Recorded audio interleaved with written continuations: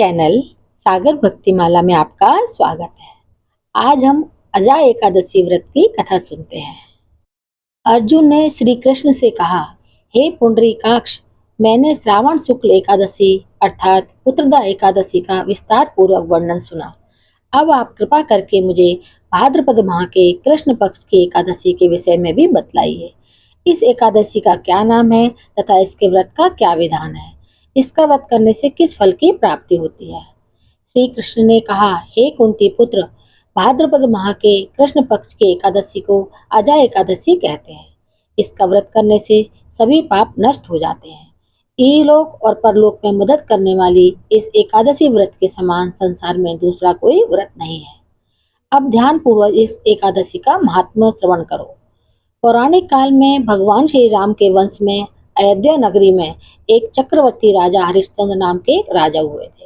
राजा अपनी सत्यनिष्ठा और ईमानदारी के लिए प्रसिद्ध थे। एक बार देवताओं ने इनकी परीक्षा लेने की योजना बनाई। राजा ने स्वप्न में देखा कि ऋषि विश्वामित्र को उन्होंने अपना राजपाट दान कर दिया है। सुबह विश्वामित्र वास्तव में उनके द्वार पर आकर कहने लगे, तुमने स्वप्न में मुझे अपना राज दान कर दिया है। राजा ने सत्यनिष्ठ व्रत का पालन करते हुए संपूर्ण राज विश्वामित्र को दे दिया। दान के लिए दक्षिणा चुकाने हेतु राजा हरिश्चंद्र को पूर्व जन्म के कर्म फल के कारण पत्नी, बेटा एवं खुद को बेचना पड़ा। हरिश्चंद्र को एक डोम ने खरीद लिया, जो शमशान भूमि में लोगों के दाह संस्कार का काम करवाता था। स्वयं वह एक चांडाल का दास बन गया। उसने उस चांडाल के यहाँ कफन लेने का काम किया, किंतु उसने इस आपत्ति के काम में भी सत्य का साथ नहीं छोड़ा। जब इसी प्रकार उसे कई वर्ष बीत गए तो उसे अपने इस नीच कर्म पर बड़ा दुख हुआ और वह इससे मुक्त होने का उपाय खोजने लगा।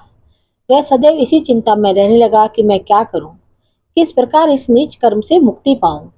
एक बार की बात है, वह इसी चिंता में बैठा था कि गौतम ऋषि उसके पास पहुंचे। हरिश्चंद्र ने उन्हें प्रणाम किया और अपनी दुख भरी कथा सुनाने लगे। राजा हरिश्चंद्र की दुख भरी कहानी सुनकर महर्षि गौतम भी अत्यंत दुखी हुए और उन्होंने राजा से कहा, हे राजन, भादो माह के कृष्ण पक्ष की एकादशी का नाम अजा है। तुम उस एकादशी का विधान पूर्वक व्रत करो तथा रात्रि को जागरण करो। इससे तुम्हारे सभी पाप नष्ट हो जाएंगे। महर्षि गौतम इतना कहकर अलोप हो गए। अजा नाम की एकादशी आने पर राजा हरिश्चंद्र ने महर्षि के कहे अनुसार विधान पूर्वक उपवास तथा रात्रि जागरण किया। इस व्रत के प्रभाव से राजा के सभी पाप नष्ट हो गए। उस समय स्वर्ग में नगाड़े बजने लगे तथा पुष्पों की वर्षा होने लगी।